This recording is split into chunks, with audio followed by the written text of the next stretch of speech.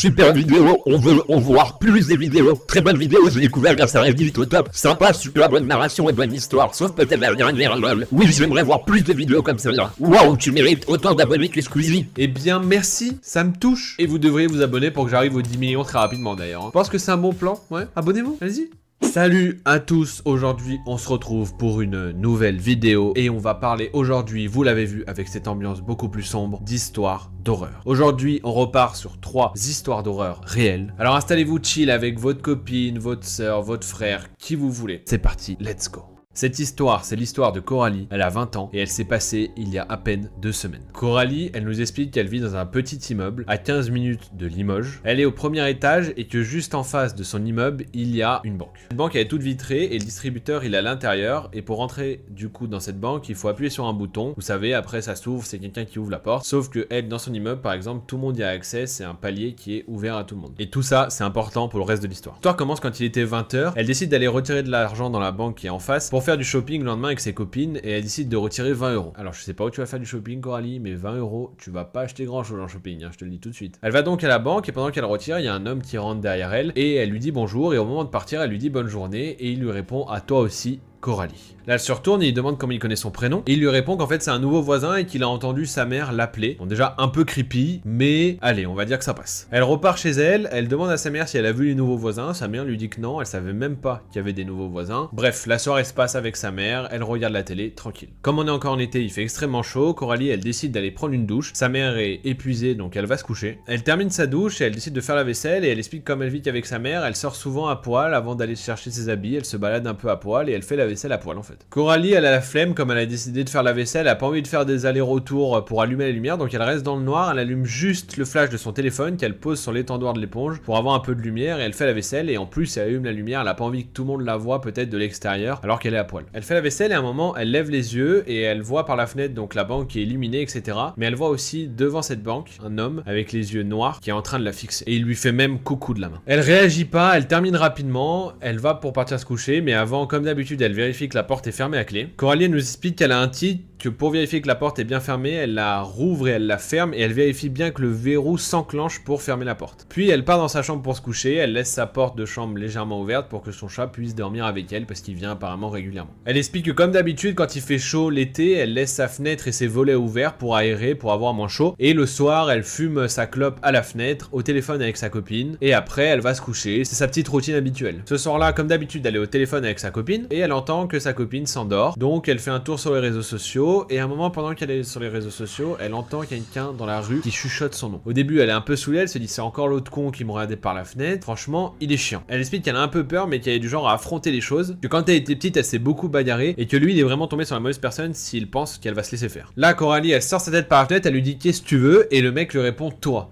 Et elle lui répond « Arrête de me saouler, il est tard, j'ai envie de dormir. » Apparemment, il rigole, il se tape à fou rire et il lui dit « Descends tout de suite. » À ce moment-là, Coralie, elle lui répond « Ok. » Donc déjà, Coralie, t'as plus de courage que n'importe qui. J'aurais fermé la fenêtre, j'aurais dit « Allez, fais enculer. » Donc déjà, Coralie, elle a du courage, je peux pas lui enlever. Elle prévient sa mère qu'elle va descendre, elle lui dit de pas s'inquiéter puisque elle sait se défendre et sa mère sait aussi qu'elle sait se défendre. Elle dit qu'elle a aussi de très bonnes relations avec ses voisins et qu'elle envoie quand même un petit message à son voisin en lui disant qu'elle descend, qu'il y a un mec qui lui fait chier et lui il lui répond qu'il va la surveiller par la fenêtre. Là, elle descend sur le parking, elle le regarde droit dans les yeux et elle lui crie « Tu veux quoi espèce de malade enculé de ta grand-mère, tu crois que j'ai ton temps, tu cries sur les gens par la fenêtre. » Déjà Coralie, elle est vénère. Elle nous explique aussi qu'elle est réunionnaise et du coup qu'elle commence à l'insulter en créole. Apparemment le mec il dit rien, il est choqué et il s'en va. Elle rentre chez elle, elle dort tranquillement, le lendemain elle se prépare pour retrouver ses amis, elle pensait passer une journée tranquille mais toute la journée elle va sentir un regard qui la surveille. En pleine discussion, elle demande à une de ses amies de regarder la personne qui la fixe et de lui faire une description. Et la description que lui fait sa copine, c'est exactement le mec qu'elle a vu la veille. À ce moment-là, elle explique tout à ses copines. La journée se passe, le mec continue à les suivre, mais elle fait comme si de rien n'était. Elle rentre chez elle, elle prend une douche, elle se pose, tranquille. Pour elle, l'histoire est derrière elle, c'est juste un mec chiant. Elle lit un livre, tranquille, quand quelqu'un frappe à la porte. Et là, naturellement, elle se dit que c'est sa mère. Et par habitude, elle regarde quand même dans le Judas, et elle voit que c'est tout noir. Elle comprend que la personne qui est derrière la porte est en train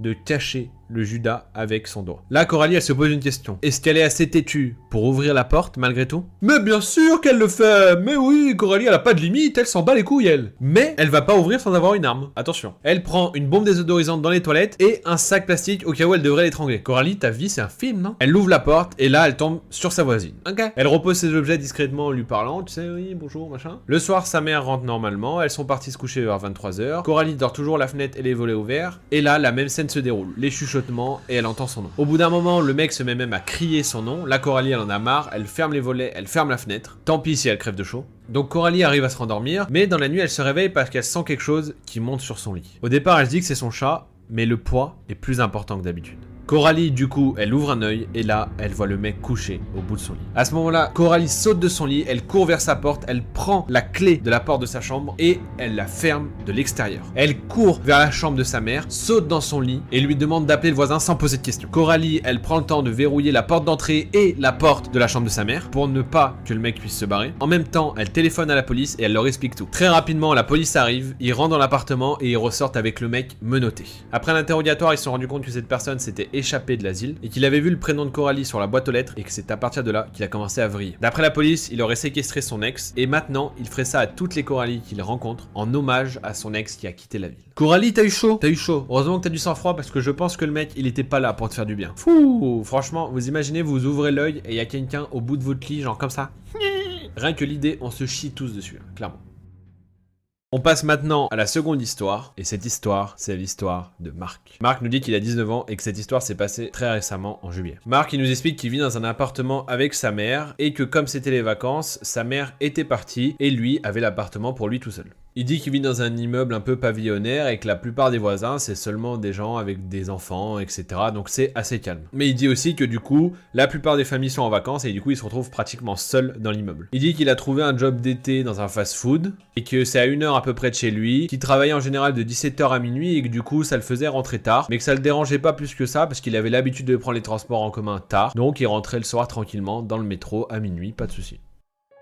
Donc Marc nous explique qu'il est rentré un soir vers 1h du matin et qu'il est environ à 10 minutes de chez lui de la station de métro. Il explique qu'il avait ses écouteurs donc il n'entendait pas trop autour de lui, il entendait juste quelqu'un parler assez fort derrière lui, mais au début ça l'interpelle pas. Arrivé au bout de sa rue à environ 2 minutes de chez lui, il entend toujours cette personne crier, du coup il décide de se retourner et là la personne lui fait un signe de main et lui dit d'attendre. Il explique qu'il habite dans ce quartier depuis qu'il est né et qu'au départ il avait rien de menaçant, du coup il s'est pas méfié du tout, il a laissé le mec s'approcher normalement. Il dit que c'était un gars assez grand, assez svelte et qu'il avait une bonne tête donc du coup il s'est pas méfié du tout. Le mec lui explique qu'il a flashé sur lui dans le métro et que c'est pour ça qu'il le suit. Et à ce moment-là, Marc, il trouve ça plutôt étrange, du coup il commence à paniquer sans trop le montrer, mais il commence à pas être bien. Marc reprend sa route normalement en disant au mec qu'il est pas intéressé, qu'il veut rentrer chez lui tranquille. Sauf que le mec décide de le suivre. À ce moment-là, Marc, il a un peu peur, du coup il sort son téléphone et il décide d'essayer de filmer la scène un peu en mode caméra cachée de manière à ce que ça se voit pas trop, au cas où il se passerait quelque chose. Donc il filme la scène discrètement et il l'entend lui parler en lui demandant s'il vit seul, où est-ce qu'il vit, etc. Donc Marc lui explique qu'il vit avec ses parents et là à ce moment-là le mec se crispe et lui dit ah bah on va les déranger alors. À ce moment-là le sang de Marc s'est glacé, il a commencé à marcher beaucoup plus vite. Il a réussi à envoyer une partie de la vidéo à ses amis mais quand il a essayé de reprendre une vidéo son téléphone s'est éteint car il n'avait plus de batterie. C'est à ce moment-là que Marc va se sentir réellement en danger. Donc il marche dans la rue, toujours suivi de plus en plus rapidement par ce mec, et il explique que souvent dans sa rue les lampadaires sont en panne, donc il y a des endroits où il fait tout noir complet, et il se sent pas du tout en sécurité. Marc il continue à marcher, sans prêter attention à ce qu'il lui dit. Arrivé devant son immeuble, il remarque un truc assez étrange, il voit une camionnette bleue qui est posée devant l'entrée du parking. De 1 c'est un stationnement interdit, et de 2 il a jamais vu quelqu'un se garer là. Mais à ce moment-là il y prête pas plus attention que ça, parce qu'il essaye absolument de semer la personne qui le suit depuis le métro. Il tente de dissuader le mec en lui disant qu'il faut qu'il passe chez une amie, là maintenant, et que du coup il faudrait qu'il parte. Mais le mec ne lui répond pas. Donc Marc a continué à marcher pour faire semblant qu'il allait jusqu'à chez son ami, sauf qu'au bout d'un moment, il a changé d'avis et il lui a dit qu'il n'irait pas du coup chez cet ami parce qu'il avait plus de batterie et qu'il fallait qu'il rentre chez lui. Et à ce moment-là, en effet, il a fait une erreur en lui disant qu'il n'avait plus de batterie. Marc dit que c'est précisément à cet instant que la personne a commencé à s'énerver en lui disant d'arrêter de le prendre pour un con. Une fois arrivé devant la grille de son immeuble, il se souvient que les voisins du rez-de-chaussée ne sont pas en vacances malgré le fait qu'on soit au mois de juillet, il sait que eux sont restés dans l'immeuble. Alors il se dit que même s'ils n'ont pas une très bonne relation entre voisins, ils vont pas le laisser en danger. danger. Du coup, Marc, il passe le grillage et pour aller jusqu'au hall de son immeuble, il faut monter quelques marches. Il dit qu'en montant ces marches, on peut voir le jardin des voisins en dessous et que souvent ils sont là en train de fumer ou alors qu'on voit la lumière à l'intérieur, vous savez, on voit la lumière qui sort par la fenêtre. Mais au moment d'arriver sur ces marches, il ne voit aucune lumière, personne dehors, les volets sont fermés. Il comprend alors que les voisins ne sont pas là et qu'il est seul dans l'immeuble. À ce moment-là, Marc il décide de passer par la porte du hall. Il tente de la refermer rapidement, mais c'est trop tard. Le mec qui le poursuit a mis son pied pour bloquer la porte et il arrive à se glisser à l'intérieur de l'immeuble. Apparemment, il était complètement muet depuis qu'il avait dit de ne pas le prendre pour un con et c'était encore plus angoissant. Lorsqu'il a réussi à se hisser dans le hall, il a senti la respiration du mec s'accélérer et il sentait qu'il était de plus en plus énervé, mais il comprenait toujours pas pourquoi il continuait à le suivre. À ce moment-là, Marc il dit qu'il était totalement déboussolé, tétanisé et qu'il ne savait pas quoi faire. Il décide donc d'aller sonner chez ses voisins malgré le fait que normalement il ne soit pas là pour lui faire peur. À ce moment-là, aucune réponse de ses voisins et il dit que c'est précisément à cet instant que son instinct de survie a repris le dessus. Il s'est retourné vers la personne qui le suit, l'a poussé violemment et a couru vers ses escaliers pour monter chez lui. Marc habite au premier étage, il dévale les escaliers, arrive à sa porte et entend derrière lui le mec qui commence à monter. À ce moment-là, il se dépêche de sortir ses clés, mais la peur, les tremblements, il est tétanisé, etc. Il est surpassé par la peur, il a du mal à ouvrir la porte. Au moment où il rentre la clé pour ouvrir la deuxième serrure, il sent le mec se coller contre lui et il sent son souffle chaud dans le cou. Marc parvient quand même à ouvrir la porte, et là, son alarme, qu'il n'active que très rarement, se déclenche. Marc prend quand même un sursaut car il ne s'attendait pas à son alarme, puisque comme je vous le dis, il ne l'active pas souvent, sauf que lui, il a eu peur, mais le mec derrière a eu encore plus peur et il s'est barré en courant. À ce moment-là, Marc ferme la porte, désactive son alarme, il n'en revient toujours pas de ce qui vient de se passer. Son alarme qu'il active très rarement lui a peut-être sauvé la vie. Il se rue alors à sa fenêtre pour voir à travers le volet si le mec est bien parti. Il entend la porte du hall claquer, la porte du grillage se claquer. Il le distingue à travers le volet et le voit monter dans une camionnette qui était garée devant le parking. Souvenez-vous, la camionnette bleue. C'est à ce moment-là que Marc a compris qu'il avait vraiment évité le pire. Le lendemain, Marc se rend au commissariat. Apparemment, il n'a pas pu porter plainte, il a pu déposer qu'une main courante. Il leur a expliqué qu'il l'a vu monter dans une camionnette et la police lui a répondu qu'il l'avait sûrement repéré depuis un moment et qu'il le suivait, qu'il avait sûrement compris ses habitudes et qu'il savait qu'il était seul ce jour-là chez lui. Ce qui reste encore incompréhensible à Marc, c'est qu'il a réussi à passer à l'acte le seul jour où ses voisins du bas n'étaient pas là alors qu'ils sont toujours là et qu'ils n'étaient vraiment pas en vacances. Aujourd'hui, plusieurs mois après les faits, il n'a aucune nouvelle du commissariat ni de cette personne qui l'a agressé. Il a demandé à son patron de lui changer ses horaires pour finir plus tôt et il rentre maintenant en bus même si c'est plus long et il prend des itinéraires différents tous les jours. Il espère ne jamais le revoir et encore une fois, il remercie son alarme qui lui a sûrement sauvé la vie. Et ben cette histoire, elle était forte en émotion hein. Quand le mec arrive derrière toi et qui te respire dans le cou là, je suis sûr qu'on a tous la sensation, je suis même sûr qu'il y en a certains d'entre vous qui ont eu des frissons, tellement ça se ressent en fait. Franchement, comme quoi, morale de l'histoire, installez des alarmes chez vous, hein. Un peu nul comme morale. Passons donc maintenant à la troisième histoire, et cette histoire, c'est l'histoire de Camille, et elle est arrivée en 2015. Camille nous explique qu'elle sortait avec un mec qui habitait en ville, et elle habitait en banlieue. Aucun des deux n'avait de voiture ni le permis, et que comme la chambre de Camille était collée à celle de sa grand-mère, c'est elle souvent qui allait chez son mec, et elle prenait les transports en commun pour y aller. Elle dit que pour se rendre à l'appartement de son mec, il fallait prendre 2 métros. Un jour où elle allait le voir, il faisait super chaud, elle s'était habillée un peu sexy, avec une jupe à bretelles, un crop top, et des chaussettes hautes. Elle dit que c'est important de le préciser, parce que c'est sûrement par rapport à ça qu'elle s'est démarquée, et c'est sûrement pour ça qu'il va lui arriver ce qui va lui arriver juste après. Elle dit que malheureusement, elle aurait dû faire plus attention à ce qu'elle portait et que c'est vraiment nul. Et je suis d'accord, c'est chiant. Arrêtez avec vos excuses, comment la meuf est habillée, elle cherche, etc. Fermez vos putains de gueules, bande de chacals. Donc elle monte dans le premier métro, elle fait quelques arrêts et là un homme monte. Bon, elle pouvait pas ne pas le remarquer, elle explique parce qu'en fait, il y a pas beaucoup de monde dans le métro, mais il a décidé de se mettre juste en face d'elle. C'est super chiant. Que tu sois une meuf ou pas, ça m'est déjà arrivé, t'es tout seul dans le métro, le mec se met à côté de toi. Frère, il y a tout le métro, dégage de moi, je n'aime pas les gens, je suis pas sociable. Ne reste pas à côté de moi, s'il te plaît. Et le fait que du coup, il se mette juste en face d'elle, ça la fait se sentir bizarre. Donc elle descend au dernier arrêt de son premier métro et elle traverse la gare pour aller au prochain métro pour prendre du coup le prochain métro pour aller chez son copain. Mais elle remarque que le mec la suit et elle se dit au départ que c'est pas très grave, peut-être qu'il prend juste le même métro qu'elle, donc peut-être rien de grave et peut-être qu'elle se fait des idées. Donc pour arriver sur la station où elle prend son deuxième métro, il faut monter des escaliers et là elle remarque que le mec est vraiment juste derrière elle. À ce moment-là, Camille elle décide de faire demi-tour et d'aller sur une autre station où elle voit qu'il y a pas mal de monde et elle pense comme ça que le mec va pas la suivre. Et elle pensait en plus que dans la foule elle pourrait peut-être le perdre, etc.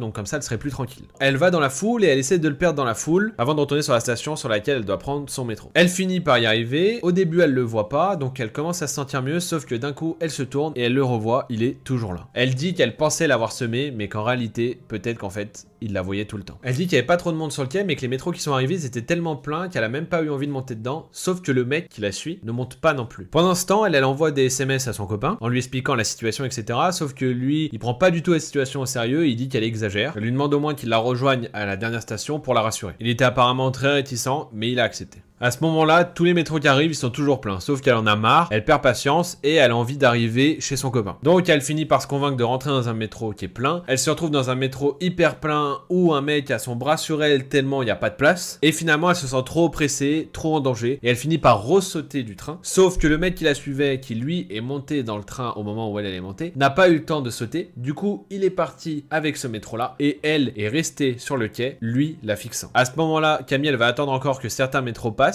parce qu'elle a peur que lui essaie de monter dans les prochains. Au bout d'un moment, elle finit par en prendre un et à chaque station, elle vérifiera si le mec ne remonte pas et elle ne le verra pas. Elle arrive finalement à sa station de destination. Elle voit son copain qui est saoulé de devoir marcher. Elle dit que c'est un ex-petit ami et qu'il était plutôt merdique. Ça a l'air en tout cas. Elle dit qu'elle est vraiment fière d'elle d'avoir sauté du train au dernier moment parce qu'elle ne sait pas à quel point elle était en danger ni ce que cette personne aurait pu lui faire. Elle sait très bien que cet homme ne la suivait pas pour une raison saine. Et elle dit que malgré le fait qu'elle était en public, elle avait l'impression que si cette personne lui faisait quelque chose, personne ne ferait rien. Et en effet, tu as raison Camille, parce que plus les gens sont nombreux, moins ils risquent de faire quelque chose, et ça a un nom, ça s'appelle l'effet témoin. En plus, Camille, elle explique que c'est une personne petite et pas forte, du coup, elle aurait rien pu faire. C'est mignon. Voilà, donc tous les gros charros qui suivent les meufs parce qu'elles sont habillées un peu trop sexy pour vous, bah arrêtez quoi, parce qu'on a tous envie de vous enculer. Et du coup, foutez la merde pour des mecs qui sont sûrement très bien, mais à cause de gens comme vous, et bah les meufs peuvent pas s'habiller comme elles veulent, elles peuvent pas faire ce qu'elles veulent, elles peuvent pas arrêter de casser les couilles. Vous savez quoi?